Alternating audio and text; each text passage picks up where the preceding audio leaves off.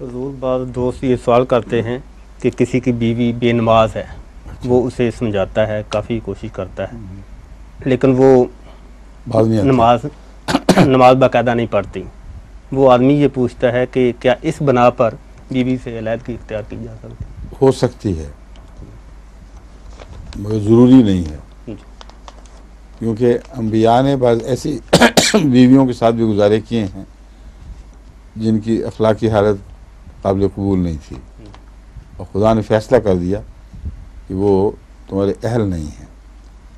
تو اس کا مطلب یہ ہے کہ لازم نہیں ہے کہ ایسی عورت کو طلاق دی جائے، لیکن بعض تقاضے ایسے ہوتے ہیں جن میں دی جا سکتی ہے۔ چنانچہ حضرت ابراہیم علیہ السلام نے حضرت اسماعیل علیہ السلام کو اپنی بیوی کو طلاق دینے کے لیے حکمت کے ساتھ اسی بیوی کے ذریعے پیغام بھجوایا تھا، اور اس میں بڑی حکمت یہ تھی کہ اس کی سلب سے عظیم الشان نبی نے پیدا ہونا ہے، اس کی ماں بننے کے لائق نہیں ہے۔ تو محض وہ ایک وقتی طور پر جو نظر آتا ہے کہ اس کمزوری کی وجہ سے تھا، مہمان نواز نہیں تھی مثلا،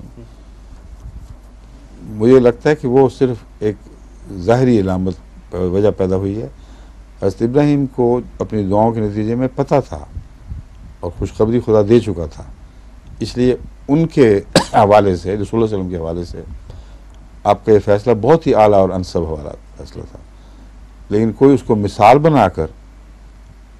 اب طلاقیں دیتا پھرے، تم مہمان نواز نہیں، تم یہ ہو، تم وہ ہو، تو یہ جھوٹی نقل ہے،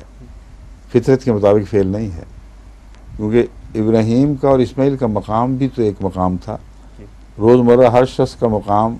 بیوی مقابل پر وہ ہوتا بھی نہیں، خود ہزار عیوب میں ملوث ہو اور بیوی کی ادنا کمزوریوں سے بھی وہ مشتعل ہو جائے اور کہے کہ اب مجھے حق مل گیا، میں تمہیں طلاق دے دوں، یہ توازن کے خلاف باتیں ہیں، سمجھ گئے؟